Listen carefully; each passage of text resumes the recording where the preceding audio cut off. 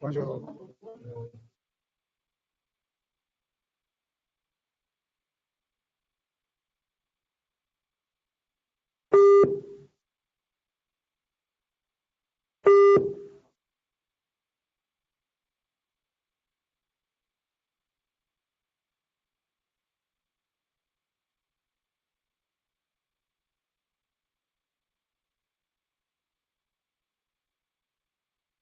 Daniel, c'est bon, on peut démarrer? Bon, ça va pour moi. C'est comment l'agenda? Pardon. Je suis venu juste immédiatement, juste maintenant. Oui, parfait. Alors, c'est le même principe que la dernière fois, quand on le faisait en anglais. Vous allez introduire la thématique. Tatou Ilunga nous rejoint en cours. Ensuite, il y a un autre participant du Sénégal qui fera partie des discutants. C'est Charlie Fight Transparency International. Ensuite, on prend les questions et des observations pour continuer les débats.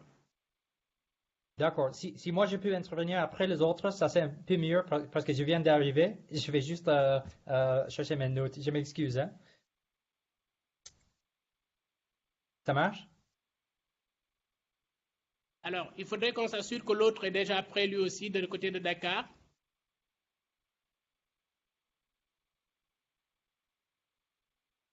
D'accord. Les autres sont là? Oui, dans la salle, nous avons au moins une trentaine de personnes qui participent.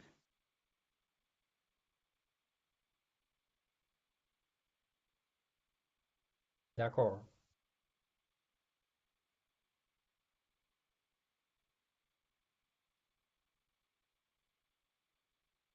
En attendant, je présente le document, le Think Piece. Comme ça, vous nous rejoignez. Ça me prend moins Excellent. de 10 Ça c'est minutes. mieux. Si tu peux, ça c'est excellent. Merci. D'accord. Alors, chers collègues, la justice fiscale et la transparence des industries extractives, les deux faces de la même pièce. Alors, nous avons considéré que ce sont deux éléments qui vont ensemble, parce que si vous demandez la transparence, la finalité, c'est de pouvoir avoir la redevabilité des compagnies extractives, et effectivement des États dans lesquels ces compagnies extractives sont en train d'opérer. Cela veut dire quoi? Jusque-là, depuis les dernières 15 années de l'existence de publier ce que vous payez, on s'est beaucoup battu pour qu'il y ait de la transparence dans les industries extractives. Cela a donné comme résultat, en tout cas entre autres résultats, d'abord l'ITE qui est une initiative pour la transparence dans les industries extractives qui permet de divulguer une bonne partie des informations concernant le secteur extractif dans les pays où opèrent les compagnies minières. Mais si cette information est disponible, il ne suffit pas tout simplement de savoir qu'un État X a gagné tel montant de la part des compagnies en termes de taxes, en termes d'impôts, ou bien en termes de revenus, quelle que soit l'origine de ces revenus. Donc, il est important de savoir, au bout du compte, qu'est-ce qu'en bénéficient les communautés. Qu'est-ce que gagnent les pays qui abritent ces sites miniers? Nous avons tous fait le constat général. Nous avons tous fait le constat général que les pays en ressources minérales, en principe, devraient bénéficier davantage de ces ressources. Et malheureusement, c'est le contexte total que nous observons pour la plupart de ces pays.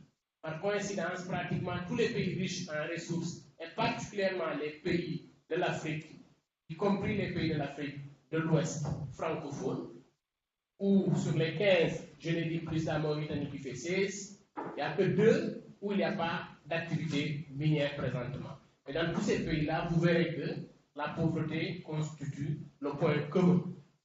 En tout cas, du point de vue des secteurs extractifs, ces pays ne mobilisent pas assez de ressources. Parmi les facteurs qui font que nos pays ne mobilisent pas assez de ressources, entre autres, il y a la fiscalité. Alors, c'est pour cela que nous considérons qu'une justice fiscale pourrait rééquilibrer un peu le jeu.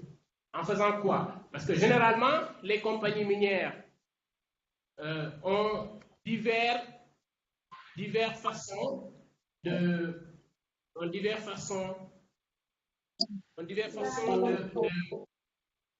ce qu'on appelle l'évasion fiscale. Ou bien, nos États eux-mêmes exonèrent la plupart des compagnies des recettes ou bien des dépenses fiscales. Parce que les États considèrent, les gouvernements considèrent que c'est la meilleure façon d'attirer les compagnies. Alors qu'il est ressorti de toutes les études, l'exonération fiscale n'est même pas parmi les 8 premiers facteurs qui attirent une compagnie ou une entreprise dans un pays. Le plus important pour une entreprise pour venir dans un pays, c'est plutôt d'abord la stabilité aussi bien économique, sécuritaire, la stabilité dans d'autres secteurs et la bonne gouvernance, entre autres raisons qui favorisent qu'une compagnie arrive dans un pays. Alors, on serait tenté de poser la question, pourquoi alors on exonère à ces compagnies? Ça, c'est un élément. Le deuxième élément, les compagnies, même exonérées, le peu de taxes et impôts qu'elles payent à nos différents États, ces taxes et impôts aussi, les compagnies cherchent à les éviter. Ils utilisent différents mécanismes, ils sont très nombreux. Peut-être que les facilitateurs pourront revenir sur ça. Mais un des mécanismes, c'est de faire de sorte qu'il n'y ait pas de double imposition. D'abord, dans le pays où ils opèrent, il n'y a pas d'impôt à payer. Ensuite, elles s'enregistrent dans des États où considérés le plus souvent comme des paradis fiscaux. Et nous avons produit un rapport qui dit clairement les 1000 façons de perdre des milliards. Comment les États perdent des milliards? Et on a démontré avec des cas précis, des mécanismes précis, comment ces compagnies-là parviennent aujourd'hui à éviter le fisc dans nos différents pays. Et malheureusement, nos États, le fisc constitue le premier élément de mobilisation des ressources pour assurer les services publics, pour payer les salaires, pour assurer tous les services publics, l'eau, l'éducation et autres.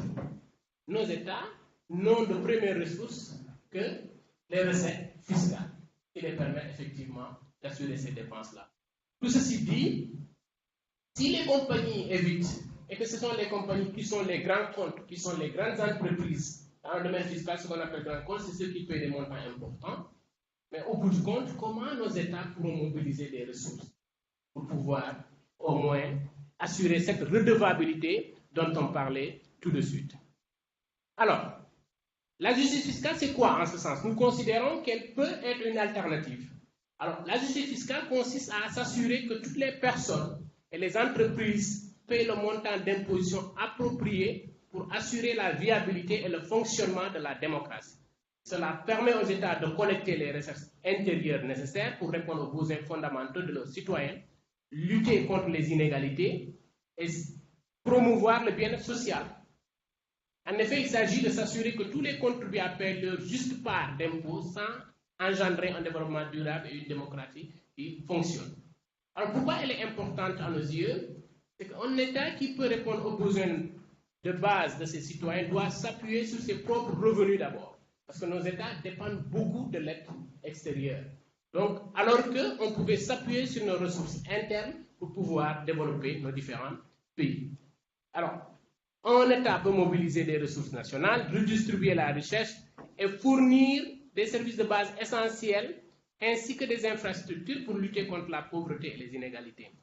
Les structures fiscales efficaces peuvent également créer des incitations à améliorer la gouvernance, renforcer la représentation politique et lutter contre le détournement de fonds.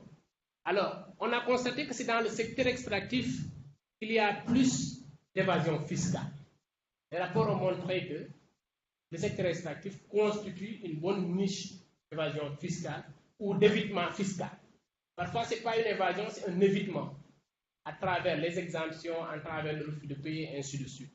Et en tant que publier ce que vous payez, nous considérons a priori qu'il est important, peut-être que d'autres diront que ce n'est pas aussi important que ça, mais nous considérons que c'est important pour nous de voir comment travailler ensemble avec le mouvement pour la justice fiscale. Il existe ce qu'on appelle le mouvement pour la justice fiscale, c'est un certain nombre d'organisations et d'individus qui travaillent pour qu'il y ait davantage de justice fiscale dans le monde. Alors, il y a un réseau, d'ailleurs africain, qui implique aussi d'autres personnes dans le monde, qui sont en train de réfléchir. Ils ont fait beaucoup de renforcement de capacités pour comprendre le mécanisme, c'est quoi la justice fiscale. Mais aujourd'hui, nous devons aller à un deuxième niveau. Le deuxième niveau, c'est le niveau d'action. Nous, en tant que public, ce que vous payez, nous sommes dans au moins plus de 40 pays dans le monde. Nous avons plus de 700 organisations membres. Nous considérons que, étant une organisation plus proche des communautés, il faudrait qu'on voit à quel niveau nous pourrons intervenir dans la chaîne, effectivement, de pouvoir rendre la justice fiscale effective. Nous nous sommes posé quelques questions. Est-ce que nous devrions avoir un partenariat plus explicite, plus clair avec ce mouvement de la justice fiscale dans le monde et en Afrique de façon particulière? Est-ce que nous devrions mettre davantage de ressources sur cette thématique-là et voir quel accent ou bien quel lien il a avec le secteur des industries extractives?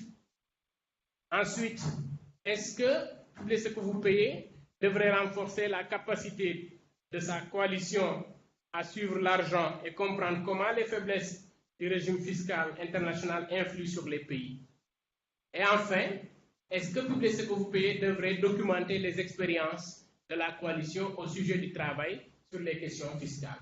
Voici quelques 4 questions d'orientation auxquelles vous êtes appelés aussi à donner des indications, des orientations et des éléments de réponse.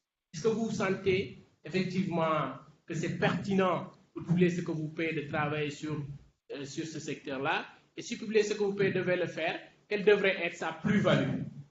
Donc, c'est à un certain nombre de questions pareilles que nous aurons effectivement à proposer des éléments de réponse tout de suite. Mais a priori, notre facilitateur Daniel et les autres discutants vont essayer d'intervenir pour effectivement donner quelques pistes d'orientation et rendre plus explicite la thématique de justice fiscale.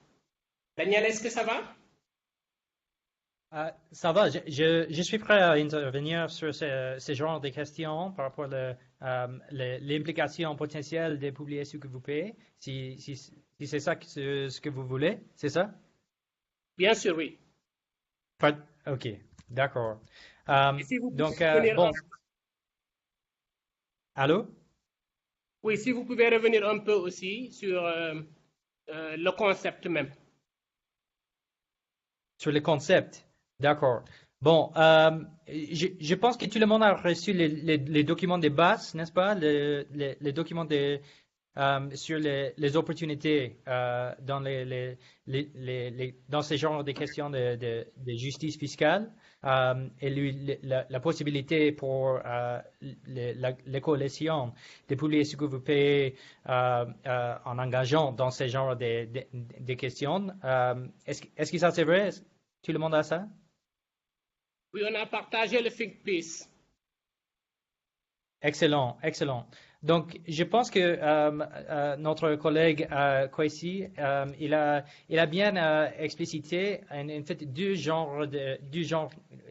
grands genres de questions de justice fiscale qui pourraient être considérées par les coalitions de publier ce que vous payez. Par exemple, il a mentionné les incitations fiscales ainsi que les questions de évitement fiscal ou évasion fiscale. Parfois, on utilise aussi les termes les planifications fiscales agressives.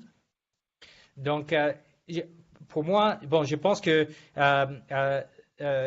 pour répondre aux questions à la question en général, je pense que il serait excellent si les coalitions de publier ce que vous payez pourraient intervenir sur ce genre de questions. Et pourquoi? Bon, je pense que l'organisation, en fait, est bien positionnée pour ça. Donc, je vous remercie pour l'opportunité de discuter ça un peu et de partager certaines des réflexions sur cette thématique. Et merci aussi Demba pour la parole ici aujourd'hui. En fait, moi, je pense que c'est important de s'engager dans ce genre de questions parce que pour plusieurs raisons. La justice fiscale est une thématique qui a généré beaucoup d'intérêt dans les dernières 5 à 10 ans, plus ou moins. Et maintenant, l'attention augmentée sur ces sujets, en fait, a mobilisé en fait une grande communauté des acteurs qui sont maintenant prêts à agir pour assurer qu'en fait on puisse mobiliser plus de ressources fiscales, plus de recettes, idéalement pour les investissements qui bénéficient les populations et dans le secteur minier, au secteur extractif, aussi les communautés autour de l'extraction. Donc, il y a certainement une forte besoin de confronter la question de justice fiscale pour assurer qu'en fait le gouvernement ait leurs ressources pour adresser les questions de pauvreté et d'inégalité. Et dans les pays riches en ressources, les industries extractives, en fait, ces entreprises, en fait, sont les contributeurs principaux et devraient, en fait, doivent, en fait, être partie de la conversation sur la justice fiscale.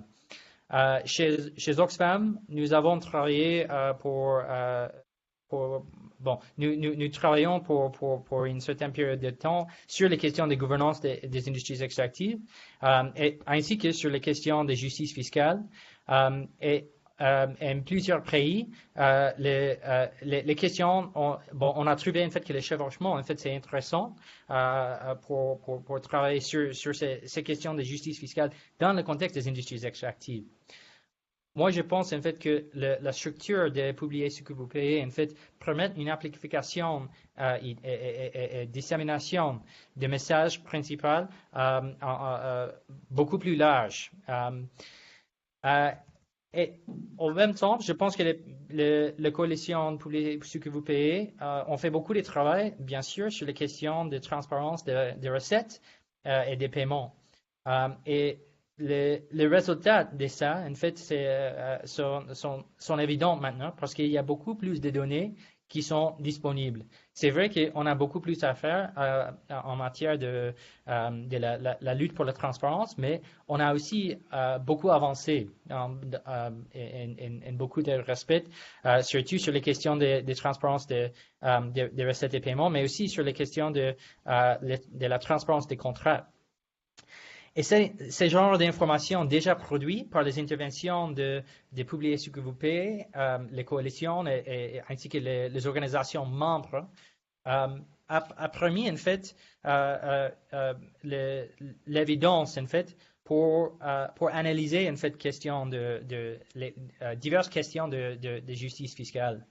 Donc on peut poser la question sur base de cette information, de cette donnée, est-ce que l'entreprise extractive est en train de payer ce qu'elle est obligée de payer? Si on pose ce genre de questions, on peut considérer aussi où sont les trous dans le système qui permettent que les recettes ne sont pas en fait captées, où sont les lacunes en fait dans la collecte des revenus. Une autre question utile qu'on pourrait poser, une question suivante, c'est est-ce que l'entreprise est obligée à payer ce qui est approprié en fait? Donc la première question en fait, c'est plus une question de l'évasion fiscale, et l'autre c'est plus une question en fait des incentives. Est-ce qu'on a par structure le régime, le cadre légal et le régime fiscal, est-ce qu'on a déjà donné trop des incitations fiscales à l'entreprise? Donc, ces genres de questions on peut poser sur base de l'information produite déjà par les efforts de publier ce que vous payez et les autres alliés sur les questions de transparence. Mais en analysant cette question, bon, c'est une manière clé en ce que les divulgations de recettes pourraient être utilisées pour effectuer des changements dans la gouvernance des pays riches en ressources, surtout. Et dans ces façons, la justice fiscale, c'est une manière clé aussi que publier ce que vous payez puisse continuer à faire la transition d'aller faire la transition entre les plaidoyers seulement pour l'augmentation de transparence à une plaidoyer plus pour la redevabilité des revenus et des recettes. Et moi aussi, je pense que ça aussi aide avec la logique du travail du publier ce que vous payez, parce que ça, plus généralement, parce que ça montre en fait que la transparence n'est pas une fin elle-même, mais en fait c'est un moyen pour arriver à une fin, à une autre fin. C'est pour assurer que le recette en fait bénéficie les populations et les communautés. C'est un autre maillon plus tard dans les chaînes de valeur pour les industries extractives. Bien sûr que c'est pas les dernières. Bon, on a besoin aussi de suivre que l'argent est bien utilisé, mais au moins on peut utiliser l'information déjà disponible pour suivre, pour faire le monitoring de la question de est-ce que les recettes en fait arrivent au trésor public et idéalement aussi au trésor au niveau infranational lorsque ça c'est une option dans certains pays. Mais certainement, il y a des autres questions liées à ça qui devraient être considérées par publier ce que vous payez, ces organisations membres, sur les questions de gestion des finances publiques aussi. Bon, ça c'est juste mes idées en termes de la manière et l'importance de l'engagement, mais une autre question qu'on devrait considérer, moi j'étais demandé d'adresser aussi, c'est d'aborder de ces questions de comment est-ce que publier ce que vous payez pourrait engager sur cette question. Donc, qu'est-ce qui est un engagement sur les questions de justice fiscale pourrait demander, qu'est-ce qui pourrait être la valeur ajoutée de publier ce que vous payez. Donc, moi, je pense que l'engagement pourrait être un engagement divers. Et certainement, ça devrait être spécifique aux différents contextes des différents pays et émerger aussi des priorités des différentes coalitions nationales.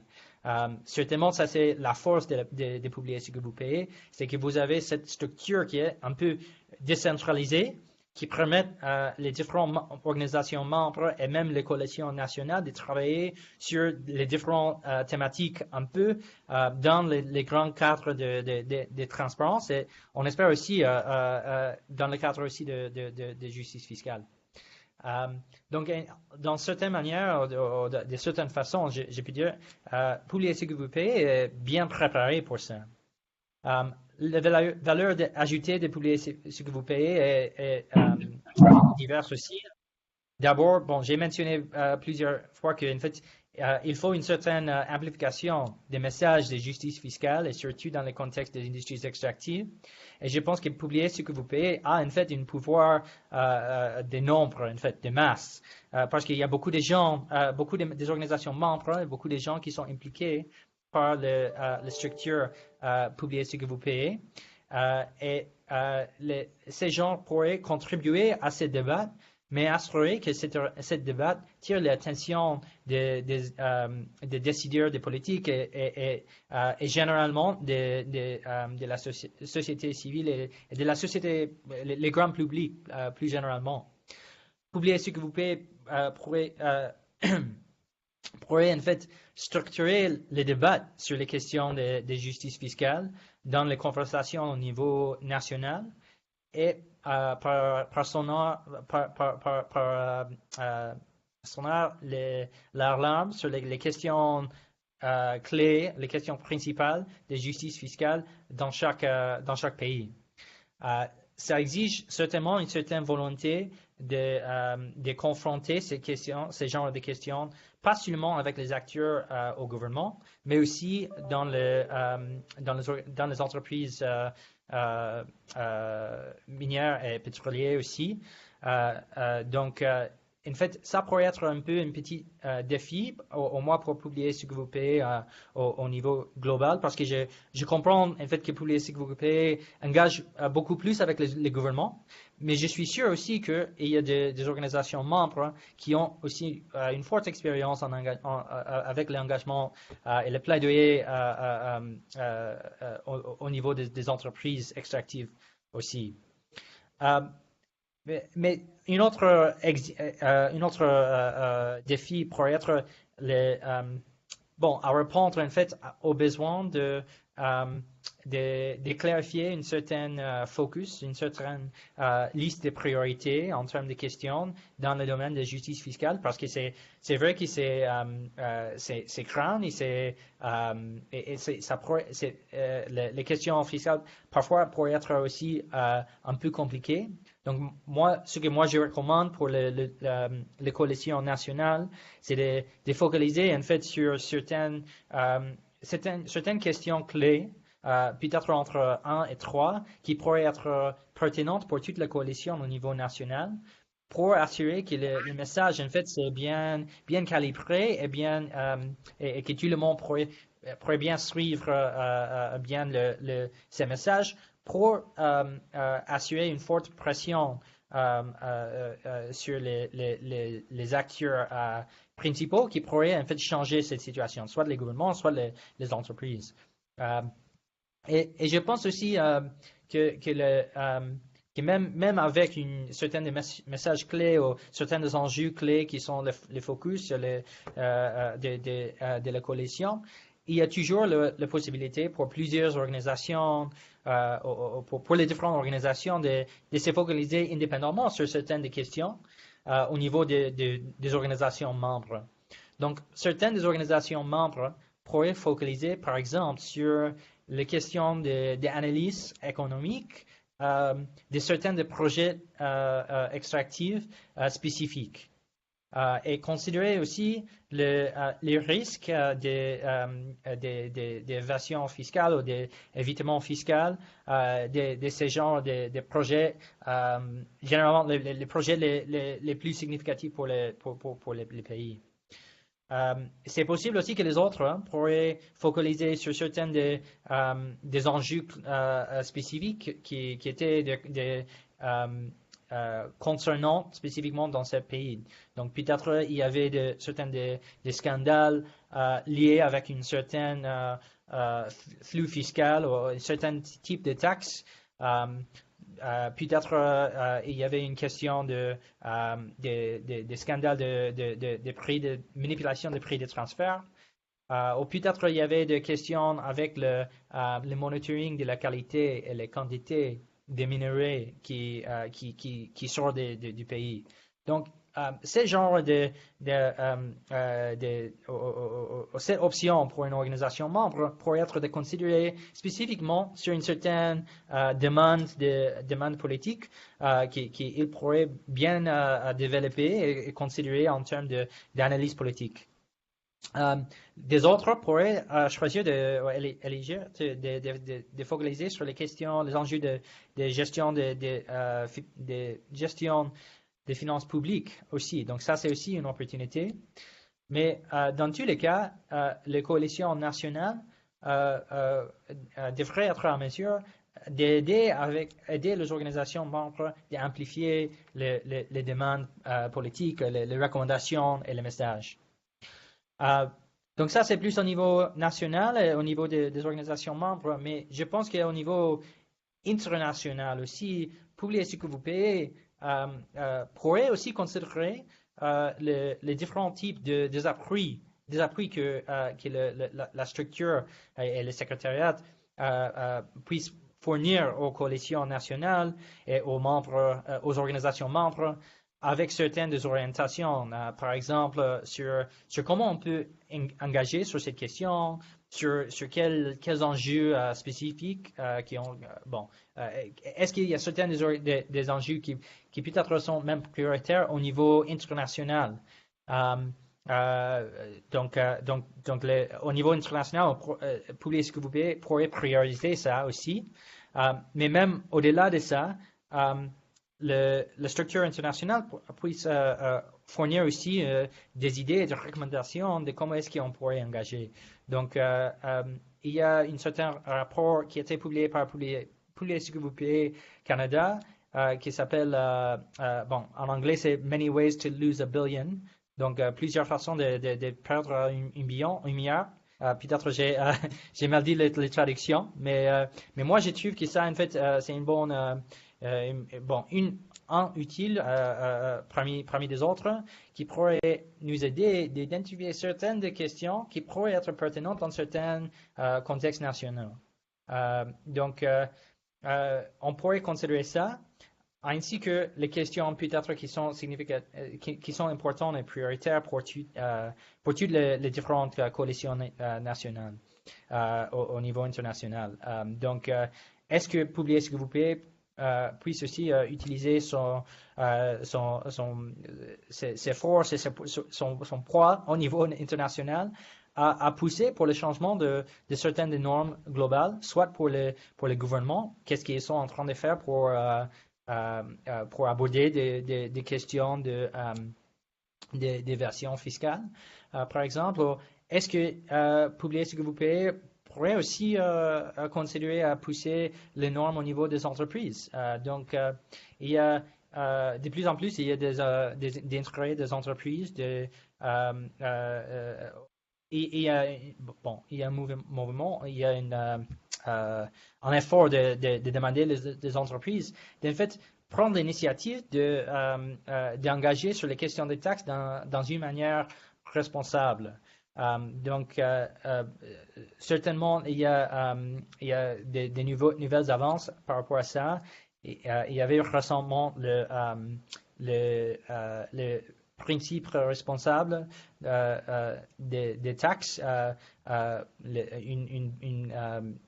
une articulation en fait des principes responsables des taxes qui était produit par le B-Team, en fait qui a attiré l'attention de plusieurs entreprises extractives qui ont en fait commencé à considérer qu'est-ce qui est l'ère politique au niveau de l'entreprise pour les questions des taxes. Est-ce qu'ils dépendent sur les incitations fiscales?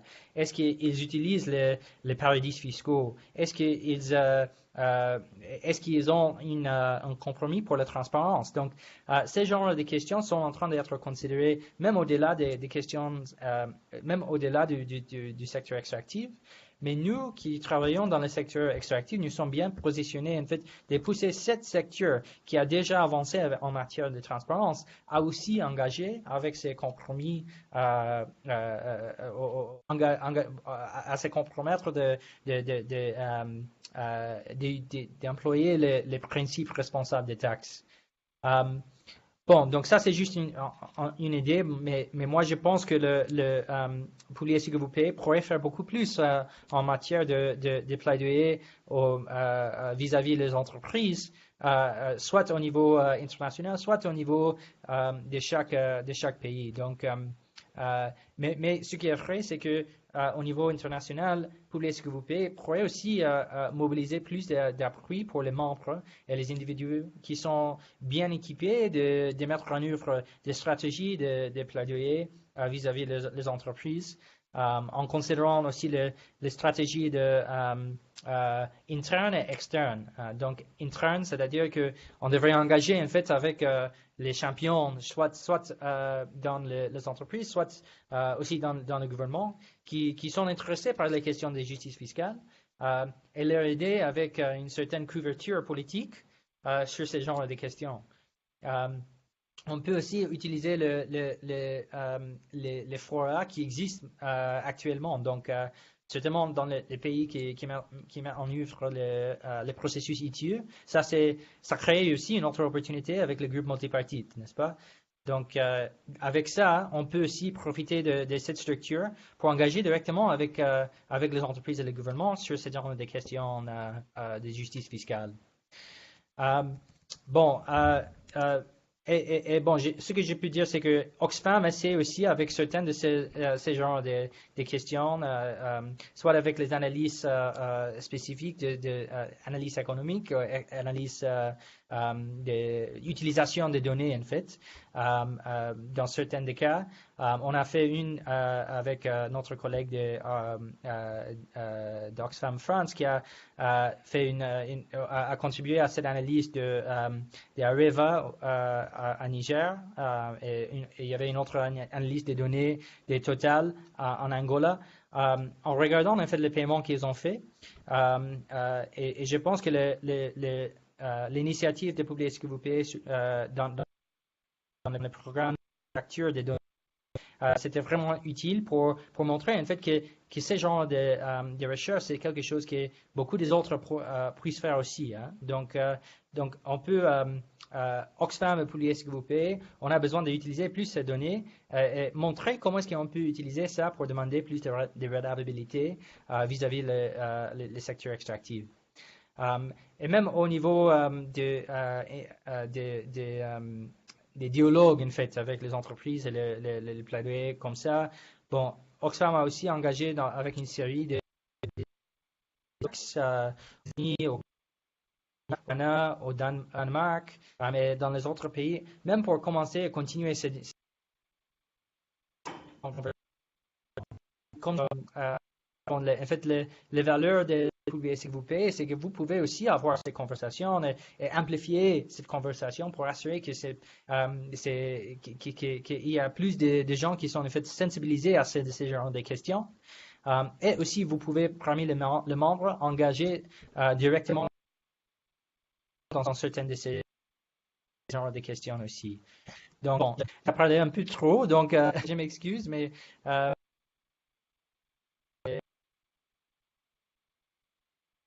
puis aussi merci encore pour les paroles et pour l'opportunité de partager ce genre de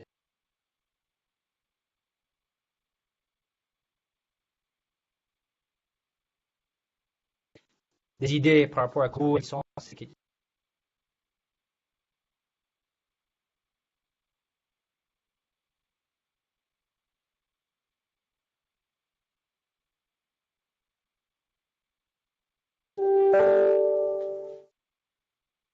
Daniel?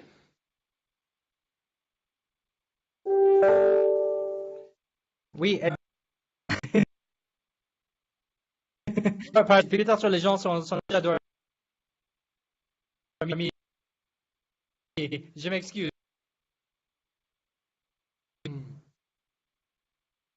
Daniel? Oui, alors, il finit en train de conclure. On a perdu un peu les derniers mots de conclusion. Okay. Bon, en fait, principalement, c'était les remerciements. J'ai mentionné certaines des initiatives de Oxfam et de publier ce que vous payez actuellement, mais après ça, c'était juste les remerciements pour le temps. Et de noter en fait que je risque de trop parler, donc je voudrais laisser les places pour les autres à parler et intervenir. Merci beaucoup, Daniel. Alors, nous vous suivons depuis Abidjan. Nous sommes au moins une trentaine dans la salle, avec tous les représentants des pays de l'Afrique de l'Ouest francophone. Alors, à la suite de Daniel, chers amis, je crois qu'on va écouter rapidement l'autre discutant et on pourra, s'il y a des questions, les connecter et les pouvoir envoyer rapidement. C'est bon? Vous êtes d'accord avec moi sur ce processus? D'accord. Alors, nous allons voir Khalifaye du Sénégal. Khalifaye est membre de Transparency International. Il est aussi membre de la coalition pour ce que vous payez du Sénégal. Il va aussi discuter de cette question-là. Kali?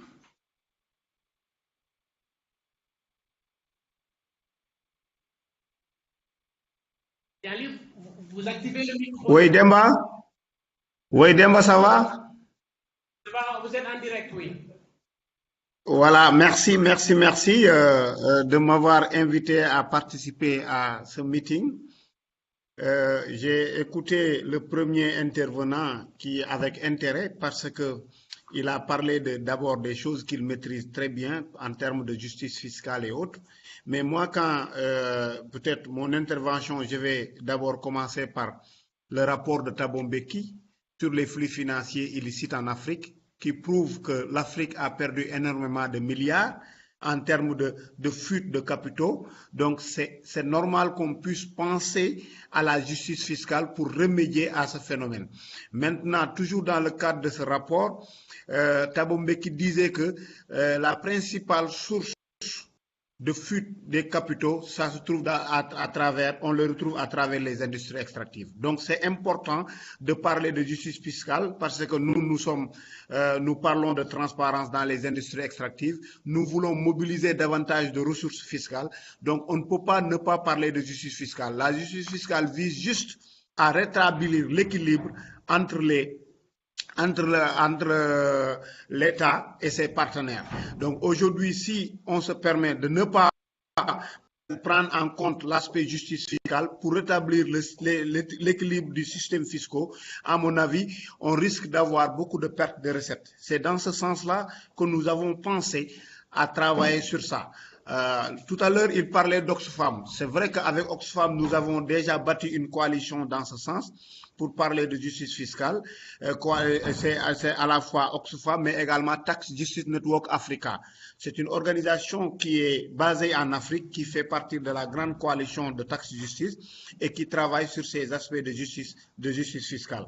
Maintenant, comment travailler avec, par exemple, ces plateformes, comment travailler avec ces ONG? À mon avis, c'est simple. Aujourd'hui, on est en train de créer la grande alliance, la grande coalition pour la justice fiscale. Donc, à mon avis, la coalition Publiez ce que vous payez serait la bienvenue par rapport à cela parce que coalition Publiez ce que vous payez est représentée un peu partout dans le monde et dès l'instant que ce médium comme coalition va rejoindre naturellement la grande alliance, ça fera encore beaucoup plus de tonus par rapport à la lutte que nous sommes en train de mener. Et également au niveau pays, je crois qu'on peut faire énormément de choses. D'abord, pour ceux qui ne l'ont pas encore expérimenté, il est important de pouvoir étudier, par exemple, l'équilibre du système fiscal au niveau de chaque pays pour voir est-ce que le système est équilibré ou pas. Quelles sont les sources de perte de recettes que nous observons. À travers les industries extractives, qu'est-ce qu'on est en train de manquer et qu'est-ce qu'on est en train de gagner. Donc, à mon avis, si on fait cette étude de cadrage, ça nous permettra, par exemple, de bâtir des axes de plaidoyer au niveau interne.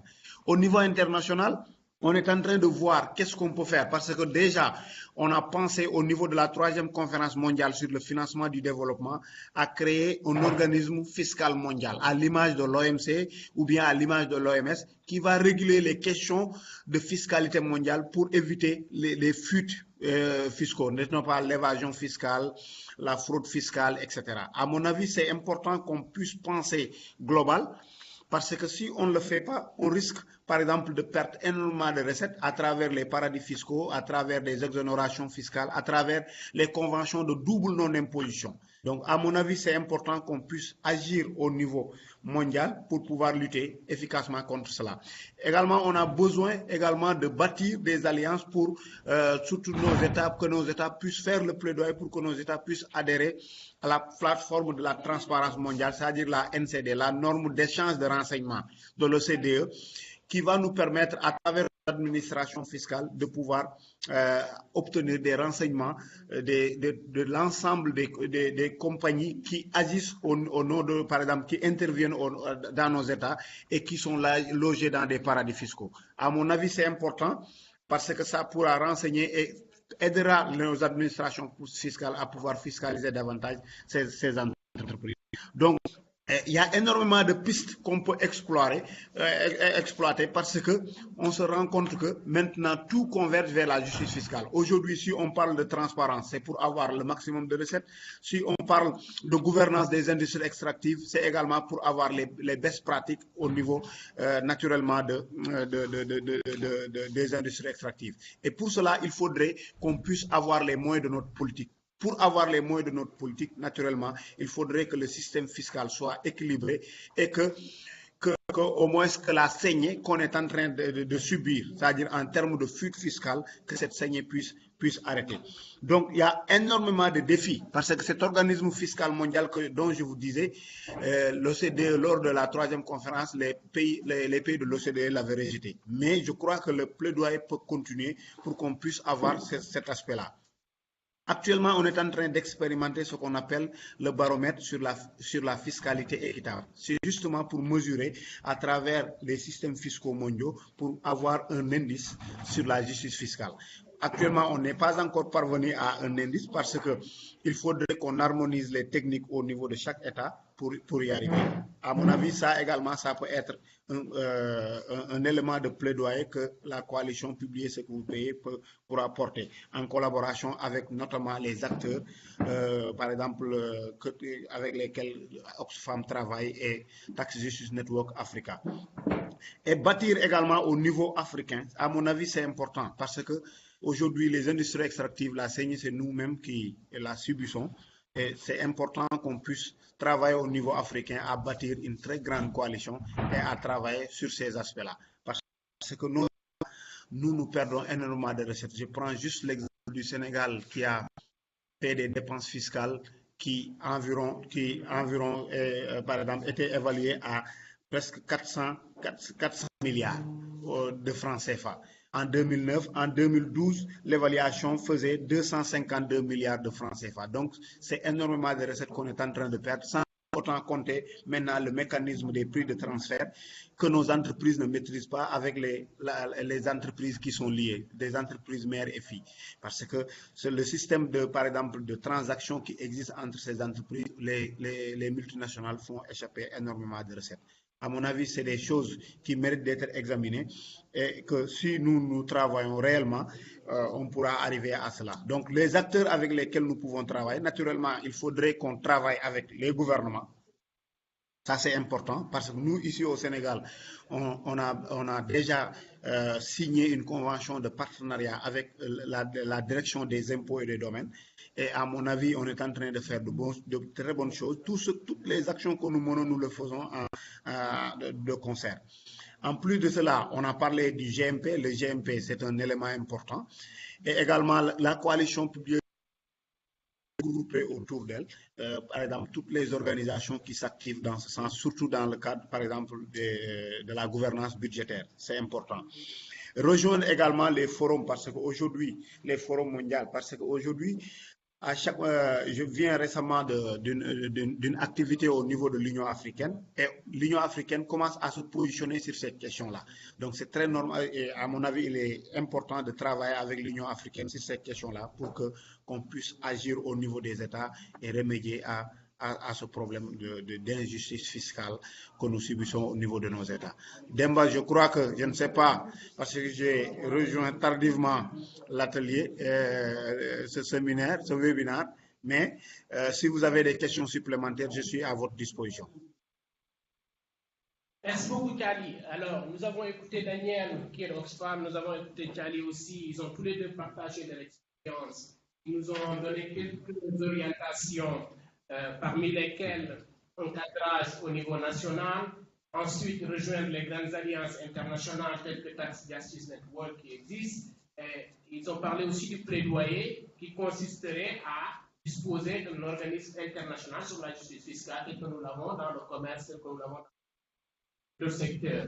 Donc voici les quelques réflexions que Kali nous a proposées tout de suite. Est-ce que vous avez rapidement des commentaires, des observations ou des questions que nous pourrons prendre pour que enfin Daniel et Kali reviennent avant la fin de l'heure? Il nous reste maximum 30 minutes, 20 à 30 minutes. Vous avez des questions, des commentaires? Oui, d'accord.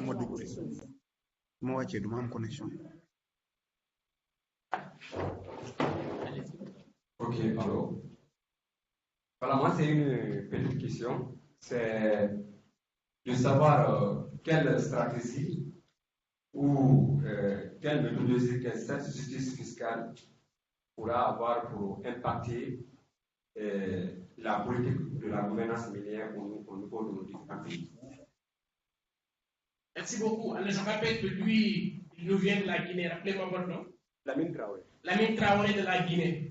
Quelle stratégie pour impacter la gouvernance des industries extractives? Oui, nous avons nous Diakité du Mali qui a aussi une question.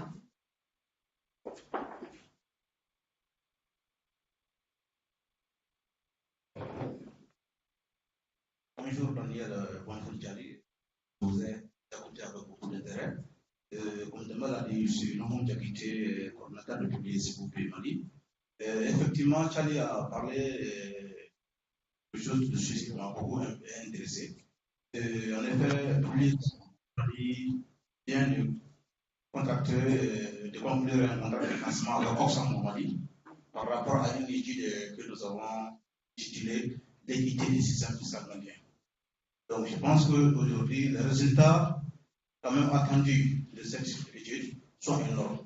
Donc, Charlie, à votre avis, parce que principalement, je suis en train quand même de réfléchir comment une telle étude pourra, dans un premier temps, analyser l'ensemble des systèmes fiscaux maliens et vraiment faire la part des choses par rapport à son équité de manière générale, mais d'autre part, analyser aussi la part des industries extractives donc dans le système fiscal malien et essayer vraiment de faire ressortir les faiblesses de la fiscalité malienne vis-à-vis quand même de ces compagnies minières.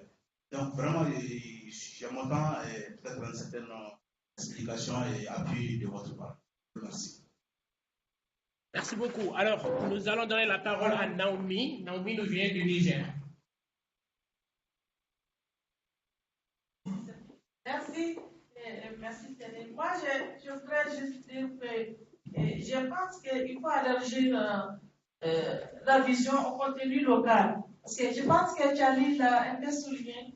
Les entreprises répatrient l'argent à travers d'autres entreprises ici des pays où l'entreprise vient pour répatrier l'argent. Qu'est-ce qui se passe? Je prends l'exemple du Niger. Une entreprise comme Areva, quand il vient, il crée une entreprise de droit nigérien. L'État est actionnaire à 30%. Toutes les entreprises sont comme ça. Maintenant, qu'est-ce qui se passe? Et comme l'État est actionnaire, à la fin de l'année, il y a d'autres entreprises qui viennent pour se faire. À l'occasion, et d'autres entreprises françaises qui viennent sous-traiter avec la société de droit nigérien. Ce qui fait qu'à la fin, il n'y a pas assez de dividendes.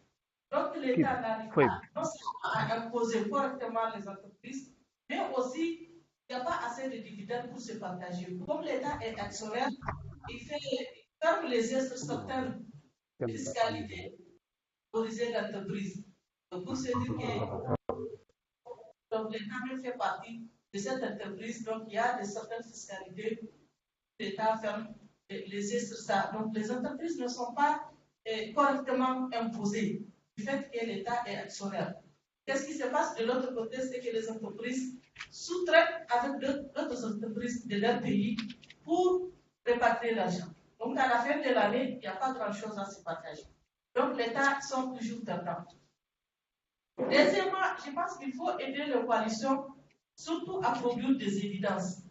Et une étude récente au niveau du retard nous a permis vraiment de voir que l'État a rétrocédé d'énormes ressources à une entreprise Areva parce que les conventions ne sont pas signées à temps et quand les conventions sont signées, c'est une année plus tard et donc l'État a rétrocédé d'énormes argent. D'où la question aussi de s'intéresser aux conventions. Comment les conventions sont signées et quel est le rapport de force entre les entreprises et l'État qui signent les conventions. Je termine donc une dernière intervention, c'est comment aussi assurer la protection des membres de coalition qui interviennent dans la gouvernance.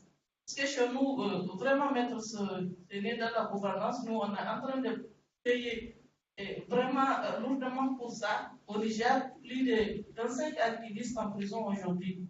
Pourquoi? Parce qu'on a voulu savoir plus dans la gouvernance et dans le budget de l'État. Parce que je ne sais pas comment aussi ce que vous payez va s'assurer de défendre même les défenseurs des droits humains. Merci. Merci. Barlem, ensuite je reviens à vous.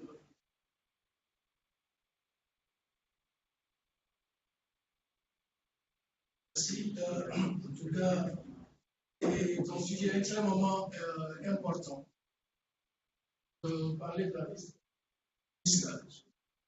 Mais en tant que budget européen et en tant que penseur, en tout cas, des droits des communautés, je trouve que notre problème essentiel, ce n'est pas la collecte de revenus, mais notre problème essentiel, c'est la destination et l'utilisation des revenus.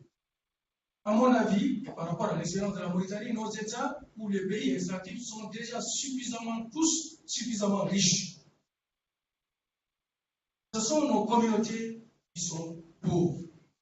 Donc aujourd'hui, à mon avis, si on parle de la justice fiscale, effectivement, on peut s'orienter sur le plan des compagnies internationales qui est un chantier extrêmement difficile, qui échappe même aux États et qui est difficile à contrôler. Quand on parle, par exemple, des prix de transfert, les prix de transfert, même les États n'ont pas la capacité de faire un checking, de contrôler cela. Donc, c'est extrêmement difficile. Donc, ce que je proposerais en tant que société civile, c'est de s'orienter vers d'abord nos États. Que nos États, d'abord, fassent la justice fiscale. Je donne un exemple. En Mauritanie, nous avons une compagnie minière qui est exonérée de toute taxe. Et il est prévu que l'État va compenser les taxes que la compagnie devait payer aux collectivités locales. Et quand on a estimé ces taxes-là s'élèvent à 500 millions de milliards, alors que l'État ne paye même pas 30 millions à cette collectivité. Là, pour parler de justice sociale, je crois qu'il serait plus facile, plus pertinent et plus urgent pour une coalition comme Public Européen de s'intéresser à cet aspect-là pour que nos États fassent une justice sociale qui permette à nos communautés locales d'avoir accès aux revenus fiscaux dont ils ont droit. Cela n'existe pas dans la plupart de nos codes miniers et on doit faire un plaidoyer dans ce sens-là. Je crois que c'est urgent et important. Et la justice fiscale peut passer d'abord au niveau international au lieu de penser en tout cas aux compagnies nationales. Donc, a fait beaucoup d'efforts. Le système américain, l'UCDE, sur le plan européen, on fait beaucoup d'efforts. Essayons de nous concentrer sur des choses faisables et qui sont accessibles et sur lesquelles nous pouvons faire des résultats et qui peuvent changer, en tout cas, les conditions de vie de nos communautés. Merci beaucoup. Alors, prenez la parole. Ok, merci beaucoup. J'aurais dit sans observer avec l'intervention du participant italien, parce que vraiment, moi, je vous dis, par rapport aux différentes interventions, je veux dire qu'aujourd'hui, si on veut parler de justice fiscale, pour moi, ma propre vision, c'est une question de volonté politique. Une question de volonté politique, et que c'est là, il faudra le reconnaître, que tant que nos gouvernants ne décident pas réellement de revoir cet aspect de fiscalité au niveau de nos États par rapport aux industries extractives, nous continuerons toujours à regretter et à perdre. Les exemples ont été pris, qui sont vraiment très pertinents. Nous tous dans nos pays, nous vivons les mêmes problèmes. Aujourd'hui, avec ces industries qui ont autant de grands modèles d'exonération, qui les permettent aujourd'hui de prendre des milliards et des milliards pour répartir dans les pays d'origine sans vraiment nous laisser. Bon, si je dis ça aujourd'hui, avec les participants mauritaniens, tout de suite, il y a pris des exemples, c'est des collectifs. Comme si des États. Moi, aujourd'hui, bon, je suis là en tant que communauté riveraine, mais je suis un élu local, je suis un maire d'une commune burkinabé. Donc, en réalité, volonté politique et d'intérêt des individus. Et là, même si on attaque comment aujourd'hui les industries extractives et nous n'attaquons pas nos gouvernements, ça veut dire que nous sommes en train de aller à côté de nos objectifs. Je vous remercie.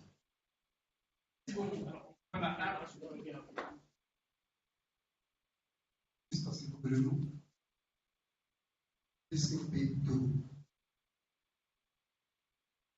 Je vois le sujet ici. D'abord, effectivement, c'est bien de s'attaquer au problème bureautique. Mais il y a une autre activité qui porterait aussi beaucoup, c'est de démystifier la fiscalité, la fiscalité du cours. C'est-à-dire de ramener carrément au BABA au niveau des populations qui comprennent ce qu'on appelle fiscalité.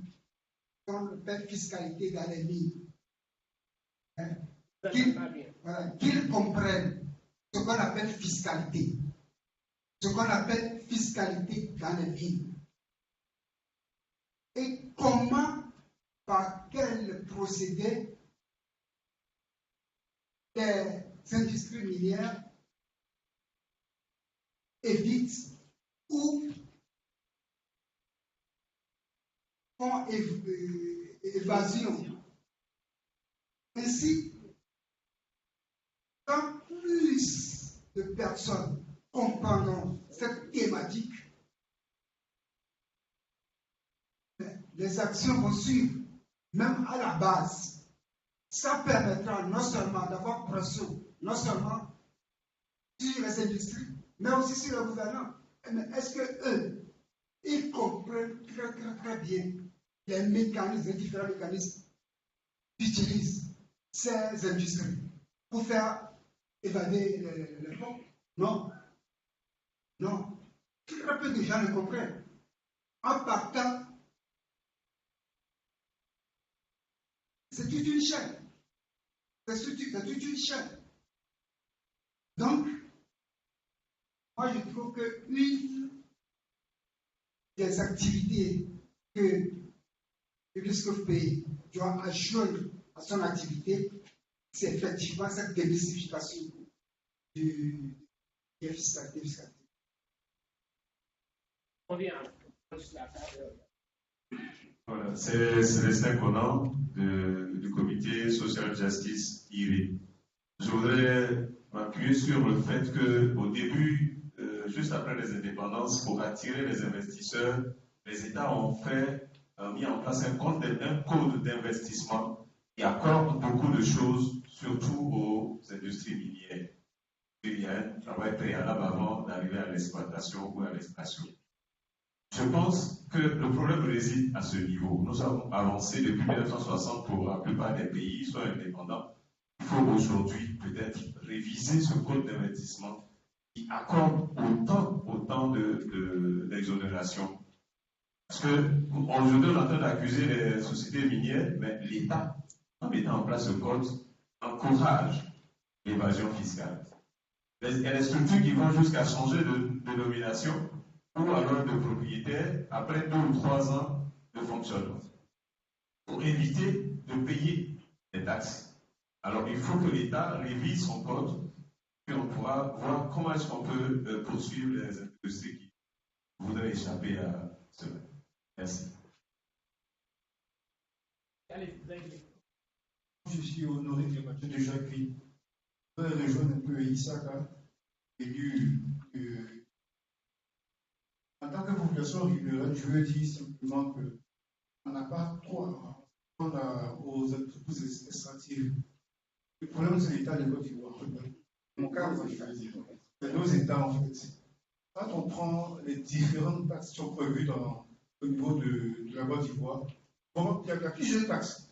Quand on finit de les additionner, on se retrouve à prendre de 50 ou 60% des revenus des entreprises. Mais dans ce que je veux dire, il y a une taxe qu'on appelle taxe communale qui est prévue mais qui n'est pas encaissée. Et ça, c'est fait pour mettre les populations en péril. C'est fait pour asphyxier les populations. On prévoit une taxe, on n'encaisse pas parce qu'on doit reverser cette taxe-là aux populations riveraines, aux maires qui doivent travailler. Les taxes ne sont pas encaissées. On demande, la personne pour nous répondre. Donc, je pense que le problème se situe au niveau de nos États. Ce n'est pas trop les entreprises. C'est que nos États doivent encaisser. Ils encaissent. Ils leur reviennent directement là. Ils encaissent. Ils doivent rentrer dans leur caisse, là, ils encaissent. pour les communautés là, qui ne sont pas présentées ça. Donc, voici le problème en fait. Merci, vous allez. Merci. Moi, c'est M. Kamora, c'est comme BF. Voilà, moi, je trouve l'idée très pertinente par rapport à la problématique du système. Que vous payez à des enfers. Mais j'ai des inquiétudes et M. Tchali a soulevé. L'avance, un bon cadrage de l'action. Et en plus, c'est à cela que j'ai rejoint monsieur Pius Dutoro pour parler de la démystification de la fiscalité. Aujourd'hui, on a une fiscalité centralisée. Alors, il est plus facile de recouvrir les différentes taxes directes que les entreprises doivent reverser au niveau de communes là, en décentralisant cette fiscalité, faciliter les agents sur place au niveau local, d'être directement en contact avec les entreprises et de recouvrir les montants dus par ces entreprises au profit des communes. Donc, ensuite, par rapport aux exonérations, moi je pense que le combat aussi mérite d'être mené à ce niveau. Vous l'avez dit, les exonérations, si on doit classifier les différents facteurs qui conduisent les entreprises vers nos pays, et les exonérations viennent peut-être en 8e position. Ça veut dire que ce n'est pas forcément un facteur qui veut les empêcher de venir. Donc, je pense qu'on peut mettre aussi dans ce sens un combat pour amener, forcer nos gouvernants à supprimer ces exonérations, puisqu'en fait, ça ne constitue pas un facteur vraiment qui gêne beaucoup ou qui empêche une entreprise et une industrie extractive ou une société minière de venir s'implanter dans un pays. Voilà, c'était ma préoccupation. Je vous remercie. Je voudrais exprimer mon regret, ma peine, je dirais même cette angoisse qui vient de s'emparer de moi à vous entendre M. Daniel avec l'explication qui a été donnée de l'évasion fiscale, le manque de justice fiscale dans nos pays. Je suis membre de la communauté riveraine de 3000. Je vous dis que nos populations se meurent. Donc nos gouvernants n'ont donc pas à faire des faveurs à ces sociétés-là parce que on veut les attirer. Ce sont des entreprises destructives de l'environnement. Elles détruisent l'environnement, la vie de nos communautés. Dans peu de temps, nous n'aurons plus rien à manger puisque les terres sont toutes détruites, on ne peut plus rien cultiver. Alors, ces entreprises-là devaient être plus taxées. Je suis étonné qu'on me dise qu'elles sont épargnées de certaines taxes et cela me fait peur. Cela m'amène à dire que nos gouvernants agissent un peu comme des monstres qui mangent leur propre. Parce que au niveau des dédommagements de nos terres, il n'y a pas de barème fixe. Là, on s'élève, une entreprise peut décider de donner 250 000 francs à quelqu'un par hectare, des terres détruites. Ailleurs, on peut donner 300, ailleurs, on peut donner 500 000. Il n'y a rien de concret, il n'y a rien de fixe pour que nos populations puissent vraiment être dédommagées normalement. Alors, je voudrais demander à Daniel, Monsieur Daniel, je vous remercie parce que vous qui êtes très loin de nous, tout comme Mme Hélène et sa fondation, qui pense à notre vie en mettant vraiment tous les efforts en marche pour nous trouver un cadre vraiment pas trop juridique parce que ce sont des indices malheureusement que ces personnes-là s'efforcent à nous trouver pour amener les entreprises à suivre. Mais là où ces indices, ces différentes normes, ces différents combats vont porter, c'est lorsque nos gouvernants vont s'approprier ces combats-là, vont s'approprier ces normes, vont s'approprier ces indices et vont les transformer, vont les traduire en loi pour que nous, populations riveraines des mines, puissent avoir un lendemain. Parce que nous ne savons pas si nous aurons un lendemain demain.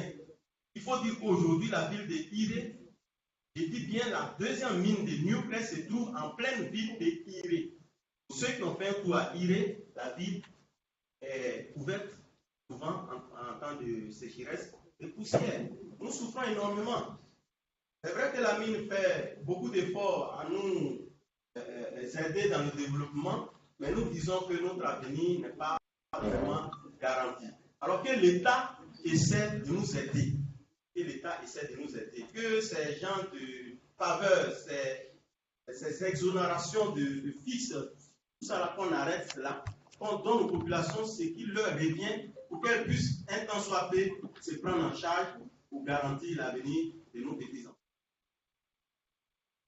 Merci beaucoup. Il nous reste moins de 10 minutes. On va permettre à Daniel et à Charlie Faye de pouvoir apporter quelques réponses aux questions qui ont été posées et peut-être aussi faire des commentaires.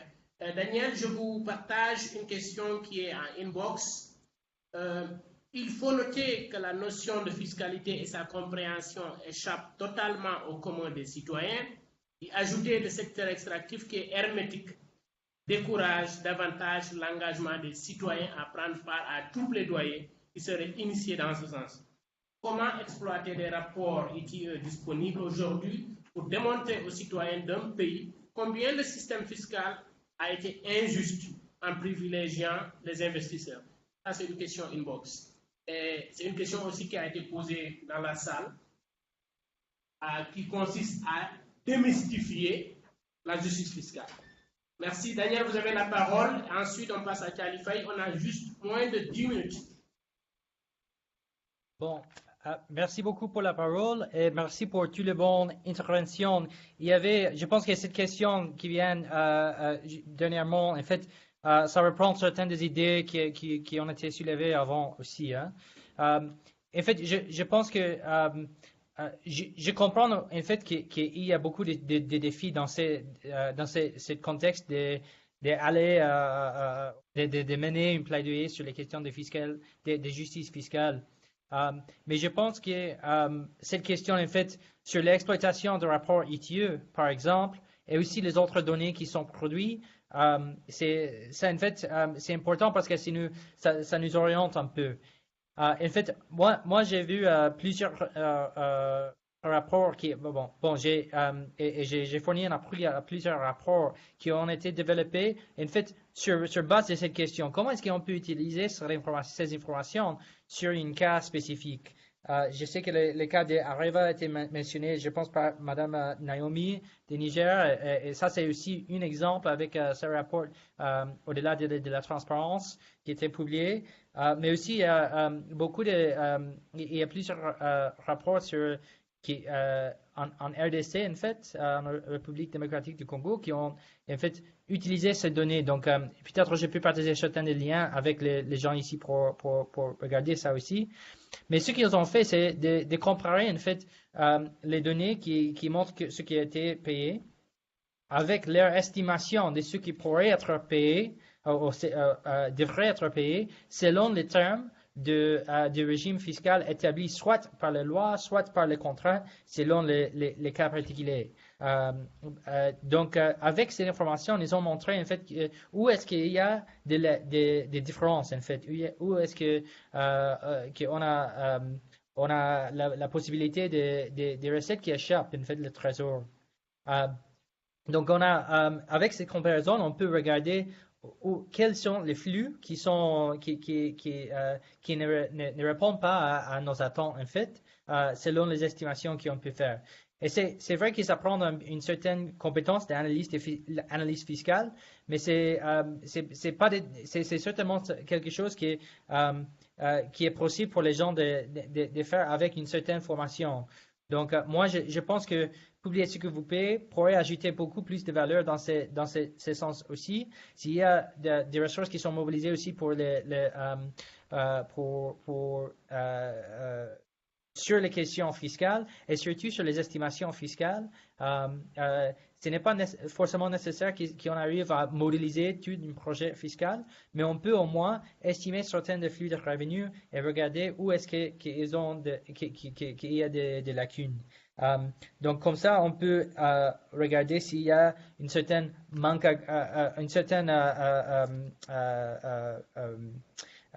déficit de paiement, mais aussi on peut, pour considérer la question des exonérations, on peut aussi comparer les exonérations avec le régime fiscal commun qui ne reprend pas ces exonérations. Et on peut aussi faire des estimations de ce qu'une entreprise aurait dû payer dans le régime fiscal commun s'il n'était pas si l'entreprise ne bénéficie pas de ces exonérations. Donc comme ça, on peut identifier aussi le manque à gagner à cause de ces exonérations. Pour moi, ça c'est pour répondre à la question de la production d'évidence. C'est ça le type d'analyse qu'on peut faire basée sur les données qu'on a pour produire une type d'évidence qui est claire et qui montre en fait les problèmes. Après ça, c'est la question aussi de mobiliser ou d'amplifier les messages qu'on ne devrait pas perdre des recettes à cause des évasions fiscales ou de la planification agressive des taxes. Et on ne devrait pas perdre les recettes ou créer des manques à gagner à cause des exonérations. Je pense qu'on peut aussi faire un plaidoyer au niveau des gouvernements pour comprendre ça, mais aussi au niveau de la population. Si nos interventions sont basées pas par la création d'un certain prix qui n'est pas fondé, mais au lieu de ça, basé sur une riche analyse, je pense que nous sommes mieux préparés pour cet engagement avec le gouvernement, et le gouvernement pourrait nous prendre aussi comme sérieux, en fait. Donc, moi, je pense que l'analyse, en fait, c'est vraiment important, mais c'est vrai que ça ne va pas être tout le monde, je pense, qui fait cette analyse. Donc, on a besoin aussi des gens qui pourraient bien faire passer le message après qu'on a une analyse. Donc, ça demande, en fait, des compétences différenciées, en fait, de mobiliser une forte campagne pour la justice fiscale. J'espère que ça a répondu à certaines de ces genres de questions. Et je peux aussi partager ces rapports que j'ai mentionnés même par le chat ici, qui pourraient être partagés aussi par Demba. Merci beaucoup, Daniel. Alors, Kali, si vous avez rapidement des commentaires, il nous reste 2 minutes.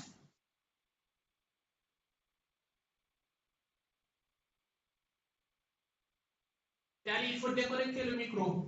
On ne vous entend pas. Ok, je dis. Oui, c'est bon. C'est bon? Allô? Oui, on vous entend. Voilà, je disais que la question de la justice fiscale, il y a pas mal de bonnes questions qui ont été posées et que je trouve intéressant et que les 2 minutes ne suffiront pas pour réellement éclaircir tout cela. Mais Daniel a pu répondre à certaines de ces questions. Mais moi, je reviendrai juste sur l'étude de cadrage que j'ai eu à soulever. Parce qu'aujourd'hui, nous, lorsqu'on a commencé à parler de justice fiscale, on ne pouvait pas a priori savoir là où le système est équitable ou là où le système n'est pas équitable. Là où le système est juste ou là où le système n'est pas juste. Et je vous ai parlé tantôt également du baromètre sur la justice fiscale que nous développons. À travers ce baromètre, nous avons pu identifier le fait que, par exemple, c'est les ménages qui payent beaucoup plus l'impôt que, par exemple, les entreprises. Ça, c'est un élément d'injustice fiscale. Parce qu'aujourd'hui, si vous venez au Sénégal, les ménages contribuent à hauteur de 20% du budget des recettes fiscales, alors que les entreprises contribuent à hauteur de 10%. Déjà, ça, c'est un élément qu'il faudrait revoir. En plus de cet aspect, nous sommes dit que également l'impôt sur le revenu, l'impôt sur, par exemple, les taxes directes et les taxes indirectes, nous nous sommes rendus compte que c'est la TVA qui finançait souvent le budget de l'État, parce que la TVA contribue à hauteur de 40% du budget de l'État. Donc, c'est les pauvres qui subissent le poids de l'impôt. Ça, c'est un élément d'injustice justice fiscale et que nous avons constaté. Au niveau des industries extractives, nous avons fait une étude de cas au niveau de Kédougou, qui se trouve être à l'extrême est du Sénégal, et nous nous sommes rendus compte que les collectivités locales qui abritent les sites miniers ne parviennent même pas à collecter des taxes, alors que réellement, c'est des entreprises qui viennent impacter sur l'environnement, qui impacter sur tout, par exemple, bouleverser même le mode de vie de la société, et qu'en réalité, en retour, rien n'est investi, rien n'est reçu au niveau de ces collectivités locales. Ça, c'est une forme de justice fiscale. Vous avez parlé des exonérations fiscales. Aujourd'hui, il ne peut pas ne pas y avoir d'exonération fiscale, certes. Mais comment rationaliser ces exonérations? Je vous ai parlé de l'étude sur les dépenses fiscales ici au Sénégal, qui a montré que le Sénégal perd au moins 252 milliards en termes de renonciation de recettes. Ça également, ce sont des aspects qu'il faudrait revoir. Donc ça, ce sont des aspects. Donc aujourd'hui, moi, les points sur lesquels j'aimerais aussi revenir, c'est sur la question de la sensibilisation, la question de la formation. Tout ça également, on ne peut pas le faire sans pour autant initier, sensibiliser les citoyens sur les questions de fiscalité et de justice fiscale. J'aimerais juste revenir sur la définition de justice fiscale et de notion d'équité fiscale, parce qu'aujourd'hui, quand on parle de justice fiscale, on l'analyse sous l'angle horizontal et sous l'angle vertical. Sous l'angle horizontal, on pense que, par exemple, aujourd'hui, tous les contribuables qui ont le même type de revenus ou bien qui ont le même type d'activité doivent payer, par exemple, l'impôt. Mais est-ce que, c'est-à-dire ce système est bon? On peut regarder également la justice fiscale sous l'angle horizontal pour voir ceux qui ont plus de revenus payent plus, ceux qui ont moins de revenus payent moins. Aujourd'hui, les entreprises ne payent pas plus parce qu'ils ont le système d'évasion fiscale, ils ont des exonérations fiscales, ils utilisent la fraude fiscale, les prix de transfert pour échapper au paiement de l'impôt. Ça également, ce sont des pistes à explorer et à mon avis, au niveau de nos coalitions, on peut toujours agir sur ces aspects-là. Je vais en dernier lieu parler peut-être de la question environnementale également qui a été soulevée. Parce qu'aujourd'hui, les gens font tout pour développer des politiques fiscales allant dans le sens d'encourager des process qui polluent le moins possible. Aujourd'hui, si on peut agir sur la fiscalité pour effectivement avoir des politiques qui iront dans le sens de polluer moins. Parce qu'aujourd'hui, on ne peut pas se limiter juste avec le principe pollueur-payeur, que maintenant je pollue, je paye, ainsi de suite. Ça, c'est des aspects qu'il faudrait, à mon avis, revoir. Et la justice fiscale également s'intéresse à la question de la redistribution des revenus. Comme notre ami mauritanien l'a dit, c'est normal. On ne peut pas ne pas parler de la redistribution des revenus. Aujourd'hui, nous, on est en train, même au niveau du Sénégal, en collaboration avec l'ITIE, voir comment avoir au niveau du TOF, c'est-à-dire du tableau des opérations financières de l'État, avoir une ligne industrie extractive où on pourra réellement agir, voir la traçabilité sur la distribution des revenus, notamment sur les services sociaux de base. Et à mon avis, le baromètre que je vous parlais parle de tout cela. Demba, je crois que j'ai empiété sur votre heure. Je m'en excuse. Voilà, à la prochaine. Merci, je remercie tout le monde. Voilà. Merci à tous. Et tout le monde vous remercie ici. Nous sommes au moins une trentaine à vous suivre. C'est très intéressant. Au moins, nous avons bien écouté avec beaucoup d'envie. Et je sais qu'à 1h30, on ne peut pas épuiser ces questions. On a d'autres contraintes de temps aussi avec ceux qui organisent ici l'activité. Nous remercions aussi Responsible Mining Index qui nous a permis d'avoir dans le calendrier, dans leur agenda très serré, 1h30 pour pouvoir tenir cette activité. Il faut les applaudir aussi. Merci beaucoup. Merci Damba, merci à vous tous. Merci à vous tous. Merci. Au revoir. Et bonne continuation, bonne journée. Merci.